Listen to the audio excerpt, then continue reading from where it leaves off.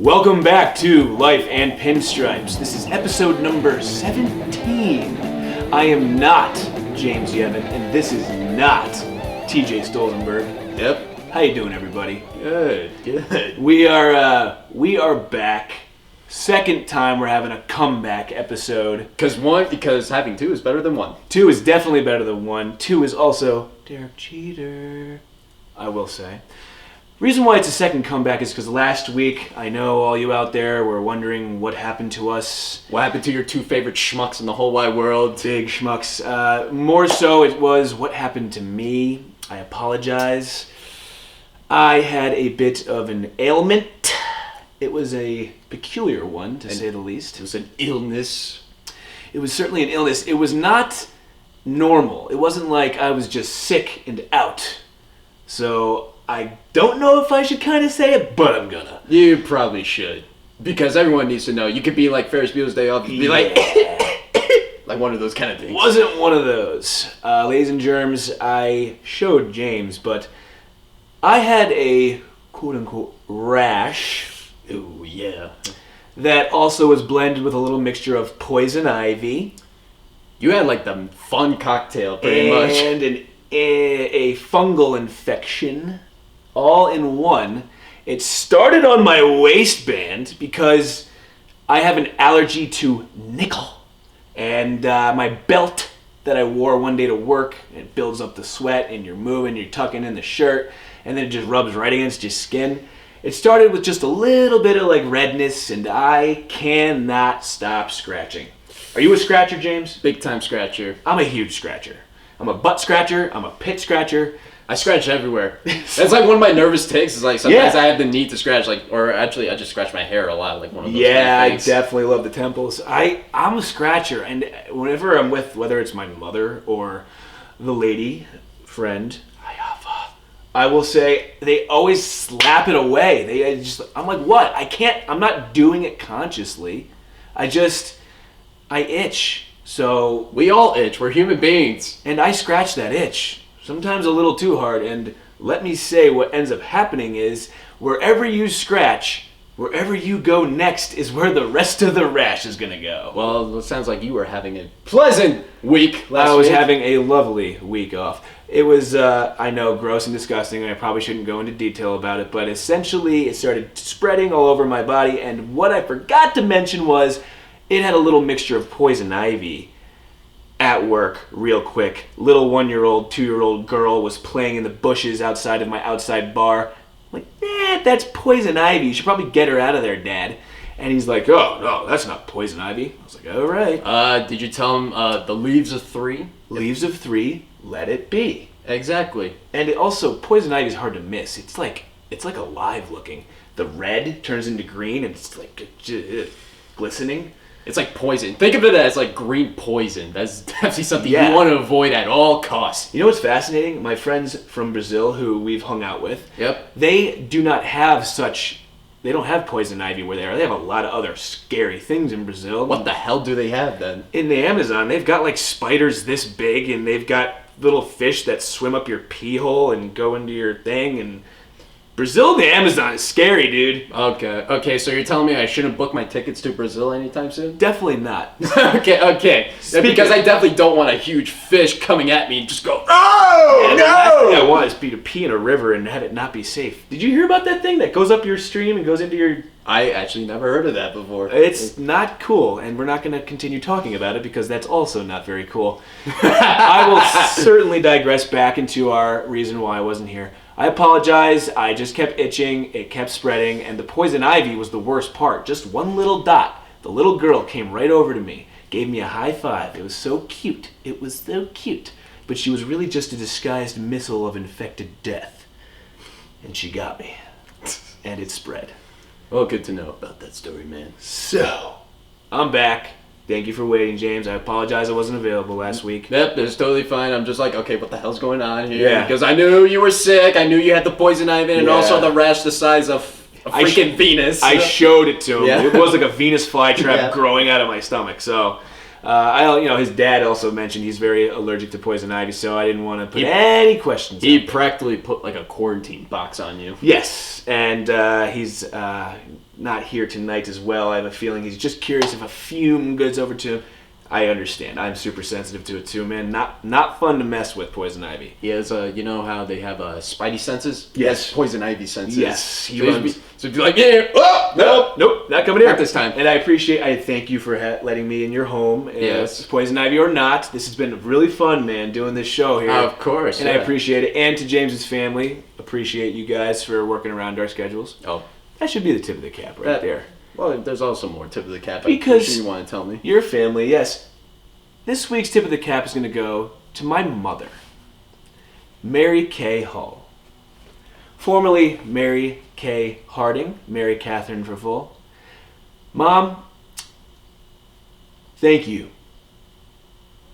I love you. So deep. Yeah, I just there's so much behind it, and she'll understand. She just shared her 5-year anniversary with her husband, my stepdad, Patrick Hull. He also deserves a little tip of the cap. Those two people are just a beautiful example of a second chance in life. When, tough things happen to some people for a while, and then all of a sudden, you'd never give up, and you get to find love late in life, and it's a beautiful thing. They just shared their 5-year anniversary. They definitely deserve a tip of the cap, not only for just putting up with me my entire life, Mom, but continuing to show me what the meaning of love is. And I love your husband, Patrick. He takes great care of you, and I hope you guys ride off into the sunset and continue to enjoy a long and healthy life. So, thank you. Nicely done. Thank you, James. Yes. So, we did talk about a little bit of disease and infection with me, and I think we should bridge that into media.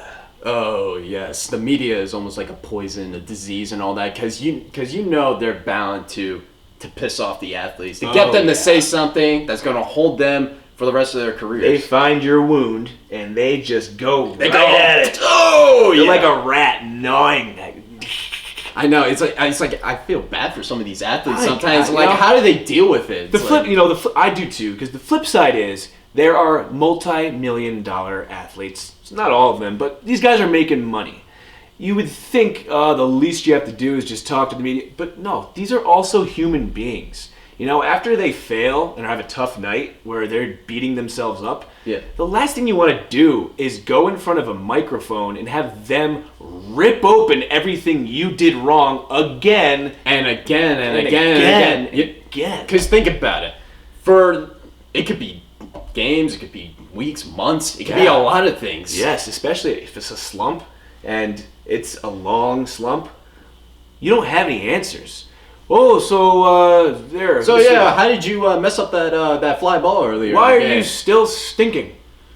I don't know. I don't know. It's just it's like these people are required to give professional, perfect answers, and we're testing their humanity. We're like poking them in the edges because the media wants them to flip out. The media wants it to become a bigger story.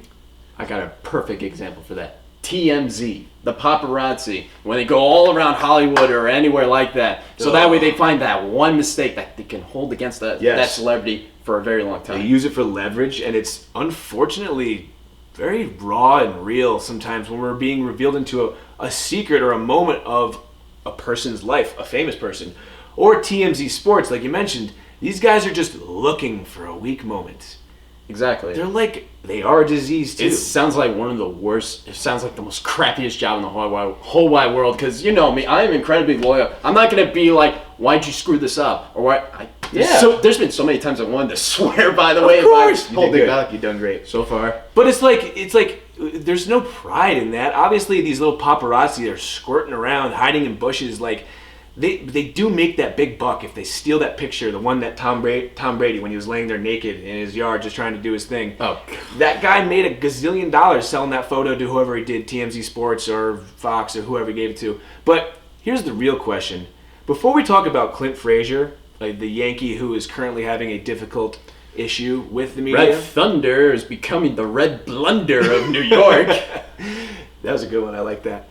I want to say. is it us, the viewer, the consumer, that is making this monster? Because we do give the views. Whether we say out loud we hate it or not, we suck that dry. Especially with a guy like Clint Frazier. First of all, he's the same age as me, 23, 24. It's a perfect example, a young athlete. And also, secondly, think about the shoes he's filling in. Losing Aaron Judge. They had Hicks for the first month and a half, and without Stanton, and what he's been able to do, be productive. Everyone keeps on forgetting about those huge hits he had back in April and the first parts of May until he got injured. Yes, this is actually a perfect specific example. I mean, Clint he even said it earlier. They are misconstruing and over examining his mistakes. They're not paying any attention to what he's to the positives. And he has filled some big shoes. I do admit. His defense is absolutely just horrific to watch. Yes. Every time a fly ball is hitting this way, you're like, uh-oh, I'm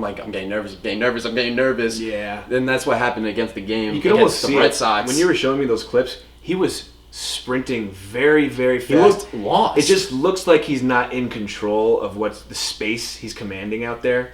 And put a pin in that, because I want to continue that in 1 second. I wanted to ask the overarching question of the media.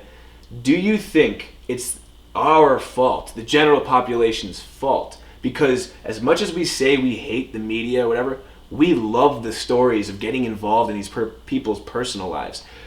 As much as any man across America is oh, I hate social media, I hate Twitter, I don't care, we end up catching ourselves wanting to know more about famous people and what they're doing in their daily lives and these athletes.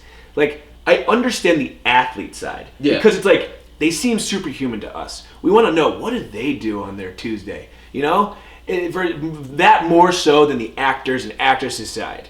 But as James was leading us into, Clint Frazier, he's a AAA MLB bet. He's fighting that AAA. He's just fighting that fight. This is his first ever opportunity for him to actually show his skills, get some playing time. Unfortunately, it had to be because of injuries, but still, though, he's still getting the benefit. And also, the market. You got to think about where he's at. He's playing for the New York Yankees. Yeah. New York, one of the biggest sports markets in all the world. Obviously, the spotlight is on everybody. Yes. Just think of it this way. If you're hating on Clint Frazier, you got a problem. Because clearly you didn't learn from last year with Gary Sanchez. Yeah. Despite him batting 186, having 18 and 53, he had some pretty clutch hits. Yes.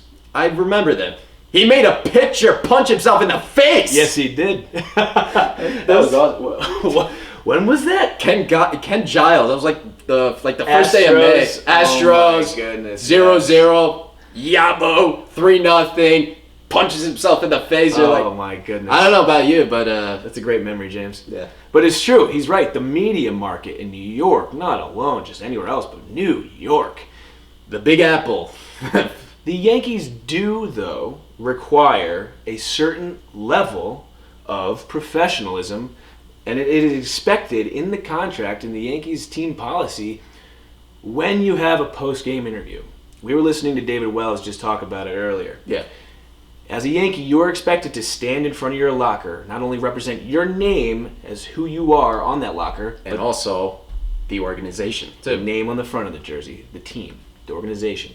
So what ends up happening is if you don't want to talk to the media, if you just walk away, like David Wells mentioned he's done before, and what Clint Frazier did the other day, trying to avoid his talking about the three outfield mistakes, terrible mistakes against the Red Sox. Yeah. He walks away. What ends up happening is it falls upon the shoulders and the back of your teammates. Mm-hmm. That's just not fair. You can't do that. That alone should make him be like, all right, you know what? I will face the music right now. Yeah, I agree. If I made a mistake like that, if I was Bill Buckner, I would have. I do have to say that. Tough example. Who just recently passed away. Which I will say, rest in peace, good sir. Yeah. You went through a very, very, very, very tough life. That was going to be my tip of the cap moment last week. That should have. And you know what? Well, let's do that right now. All right, Bill Buckner, tip of the cap to you, sir. You know what it is? He is the prime example of a guy that is known for one error, but he actually had a Hall of Fame career. Like, he almost played 20 years. He played 20 years. He had 2,700 hits. 2,700 He won the batting title. Didn't he bat like 290, career 290? Yeah, he won the batting title. I think he batted like 325 when he was with the Cubs. Oh my goodness. But yet he's known for the behind the bag against the bag. It's so true. That's another thing where the media takes it, and the media makes you forget that was Game 6. Not Game 7. And also, it only was the tied moment. It didn't end the game. And the Red Sox were up 3-0 in Game 7.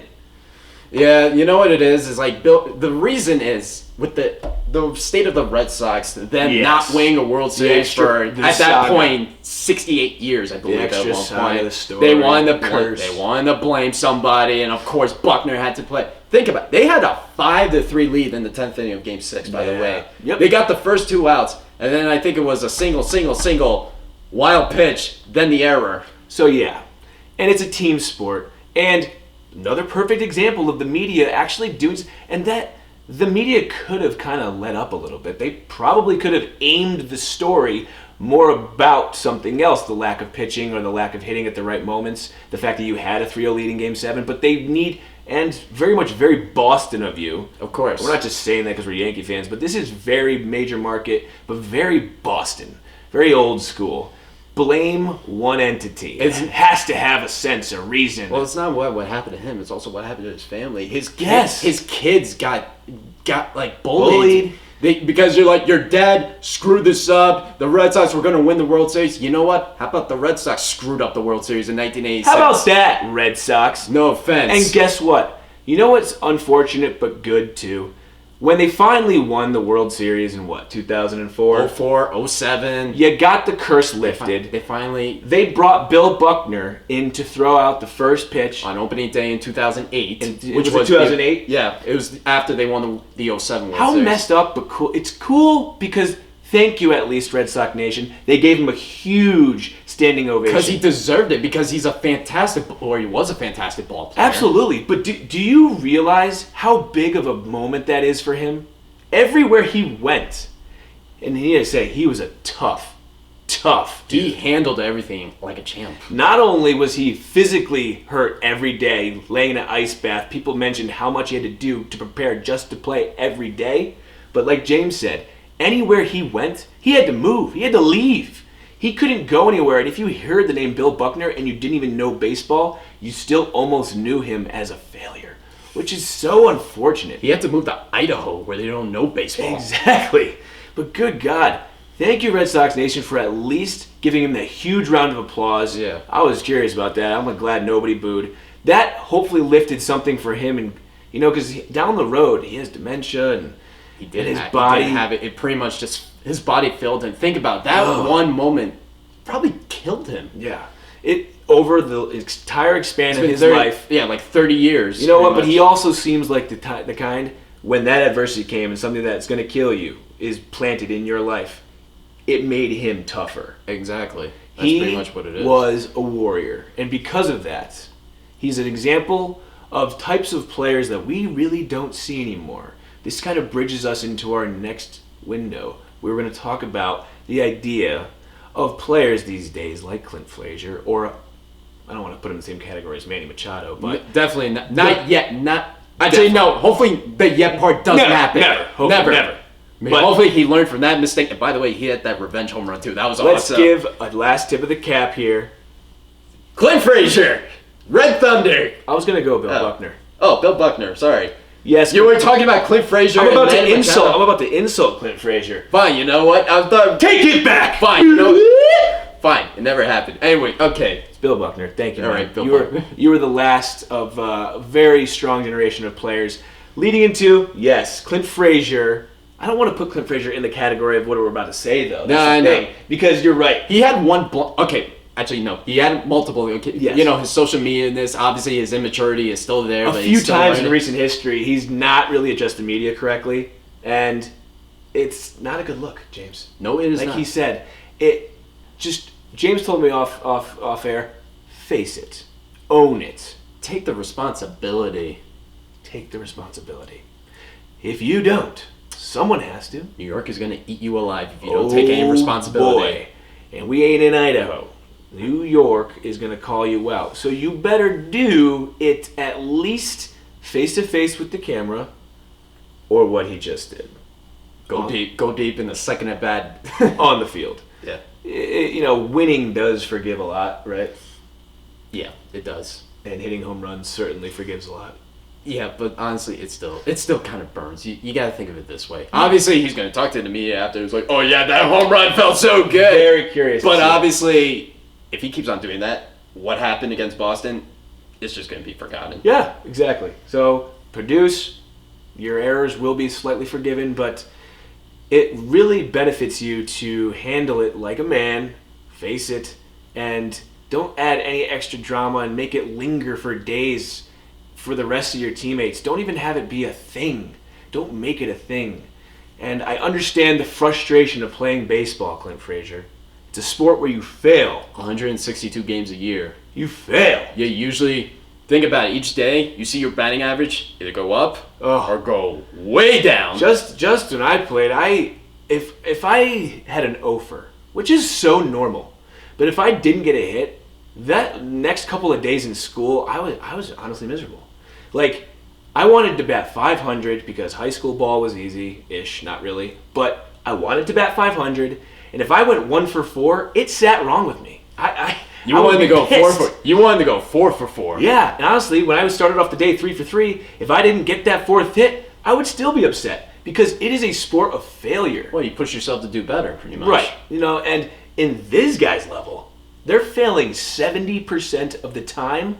That's Hall of Fame numbers, batting 300. Yeah, if you bat over 300, you're automatically into the Hall of Fame. It's like... that's all it takes. Good grief. Well, it takes a lot more than I know. But you're right. Batting 300 is very hard to do. And the fact that you have to sit with that much failure, don't do the extra BS where it's going to make batting 300 not even good enough for us to like you. So, Clint, I'm going to share some other people that have been having a difficult relationship with the media. Yep. And one of them we just mentioned. Give it to us. The most hated person by far, Manny Machado. Give it to him. Tell us why. All right. So, you may know about the whole Manny Machado saga last year in the postseason when he was with the Dodgers. He was talking with, I think it was Ken Rosenthal. You're right. And he was like, "Well, I'm not the guy that's not going to hustle. Obviously, I'm going to take responsibility." What did he say? He doesn't want to hustle. And not to mention... What exactly did he say to Ken Rosenthal? Like, did he say, like, I'm not the guy? I'm not the guy who's going to run the first base or hustle, like, when he knows it's going to be a ground ball. Where is you that? Still what? Run to first base no matter what! No matter what! No matter what! Even if it's a pop-up to the catcher, you still do it! Not only does, like, things happen sometimes, Manny, but there's, like, kids watching you. You're telling them it's okay to sell out once you get paid and don't care anymore. And this is why I did not want this freaking son of a bitch on the Yankees. We were saying it the whole time. I've been saying it. I would rather have Miguel Andujar with his subpar glove. His arm that fell off. Yes. Because we got Gio Urshela. Because Urshela has been absolute... First of all, monster. I never thought Gio Urshela, if I said that in 2018, was going to be the star third baseman. But we'll take that any day. Yeah. Over a Manny friggin' Machado. I know. First of all, the fact that you got a $300 million contract, I think Padres, you're absolutely out of your damn mind. I don't even know what they're doing. It was cute. The 3 players that got contracts in the offseason was Manny. It was Manny, Bryce Harper, and... I'm forgetting him too. That's why I was leading to you. Manny, Bryce Harper, and I feel like there's another contract. We'll get right back to you. Wait, Mike Trout. Okay, well, the thing is, Mike Trout is actually a great player. No, I love Mike. That was the guy who did that. That was it, though, right? Oh, yeah. That was the third person? He got a 12-year contract. But it was also a contract extension because it was Bryce Harper, Manny Machado. Was it Mike Trout? I feel like I'm missing somebody. Come to me, James. Okay. Come to me. All right. Okay. Well, was it Mike Trout? Mike Trout got a contract extension? That's what it was. Okay. So what we're going to do, ladies and gentlemen? We're going to continue on, and it's going to come to us. Yeah, I know, eventually. There was a Pete Rose interview that James's mother actually mentioned was on Yes Network earlier. Yes. On the Michael K. Show, correct? Yep. And he was talking about the idea of how to manage the modern day baseball player. Well, the thing is that Pete Rose played in the 60s and 70s where managers were hard asses, and also human beings were hard asses. I know. They didn't make they made very little money back then too. Money wasn't hard. They obviously clearly made enough to live or do their thing. They were athletes, but it wasn't so. What's the word I'm looking for? So wide of a gap. It wasn't so extreme. There wasn't any selfishness. Right. They were like, okay, you know what? I got this $300 million contract. It's okay for me to bat 210 because I'm still going to get paid the $30 million a year. How about no? You know what I heard on the radio the other day? Mickey Mantle would never bat 230. Kenny Singleton's like, wow, Yogi Berra, no, Mickey Mantle, Roger, these guys would never They would be sick to their stomachs if they had to bat 230. Carl Yastrzemski, Ted Williams, they would never be caught batting 230. Tony Gwynn was batting 394 by August. Yeah, that's actually pretty badass. This is a day and age where I feel like money, unfortunately, is being the driver of our vehicle. Mm-hmm. We, the viewer, get caught up in awe of big numbers and big ideas. It's almost like every time there's a new contract negotiation on TV, it's a little bit ours. Like we pretend, I wouldn't have done that. Everybody that works at my bar, they're like, he should have settled for that. He should have reached for that. In the contract clause. Who are we? I don't know. What do we find important anymore? I find winning, loyalty, and also building a championship caliber team. Yeah. Team. Not freaking this. Did you hear that? He said team. Back in the day, unfortunately, is getting further and further away because I feel like we are lost as a generation of individuality and selfishness. It's sickening to watch. Those big contracts make big players just do whatever they want, and cool if they're on a team that has other good players and they get to do some winning. But the role player, the idea of the role player, which, let's be positive for a second, they're still out there. Oh yeah, definitely. The fighters, the hard workers. Because I consider Mike Trout a true team star and athlete. Also, you gotta look at what Mike Trout is. He's not playing for the Yankees. He's playing for the Los Angeles Angels of Anaheim. Correct. Who are absolutely atrocious. They're so bad. So bad. And we saw yesterday he hit another home run, 2 in 2 days. The man is still producing. He's just doing what he does. He didn't do it for a contract. He just got paid because he probably didn't even like the contract negotiation process. He got paid because he deserves what he got to pay. The market idea behind Harper and Machado, it just wasn't like... It didn't feel right. This whole offseason was based on this weird, selfish thing. But that's the thing. Is it us, the viewer, feeding the media to focus on stuff like that? Are we at fault? Because, let's be honest, we're not going to go radio silent on that stuff. No, absolutely not. We're not going to just, not give it attention so the story dies. These contracts still bother me to this day, even though we played about close to 65 games in this season. Right. I mean, Bryce Harper is getting booed by his own fans in Philadelphia. 13 years, 330, right? Well, yeah, they're probably going to be booing him for the next 13 years. He's batting just a little over 225 or something like that. Yep, not doing anything. Striking home runs, striking out way too many times. His on-base percentage, I'm pretty sure, is 115 points higher than his batting average. He walks up. But that's the funny thing, though. It's like the fans are clearly going to expect results because they're making a payment, right? Yeah. We pay for this, we expect that. But that's not how sports works. And my God, are we getting farther and farther away from what sports are actually about? No one. I feel like we're at the point where I think the idea of team is pretty much dead. It's almost lost. And it's just, a perfect other example is the NBA. Yeah. The finals right now. We have a Warriors team who is very hurt. Yeah. They, without KD, play the style of basketball that I love. Team. Of course. They pass the ball 11 times in 3 seconds, and somebody is open. You just cannot stop them because they have everybody involved. They have some of the best ball movement in the NBA. Ever. When KD's there, though, it's a lot of ISO. It's a lot of he's going to do something 50% of the time, and they still try to work in that team thing. But, yes, just because KD is so amazing, it produces results. But it was shocking to see their win and loss percentage without KD was even better than with. Yeah. Also, don't count out the Raptors too. Their ball movement, they're actually themselves as a team is. They are actually a great example of a team because they do play team defense. Yeah. They've needed to rely on that. Like, let's be honest. You saw the game. I didn't really catch the game the other night. What did you see in Game 2? Game 2, well, first of all, before I mention how great the Raptors are, they weren't great in that third quarter. Third quarter, I heard, started off 18 or 19. And they Warriors started off on a 20-0 run.